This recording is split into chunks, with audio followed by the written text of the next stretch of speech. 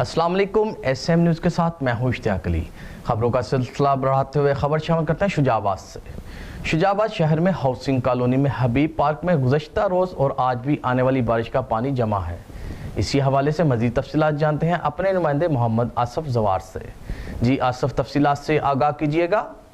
शुजाबाद शहर में वाक़या हाउसिंग कॉलोनी के हबीब पार्क में ईद-उल-अज़हा से पहले बारिश का पानी भरा हुआ है। ये पार्क अवामुन्नास के लुत्फ़अंदोज़ होने के लिए बनाया गया था, मगर अवामुन्नास को इसका कोई फ़ायदा नहीं हो रहा।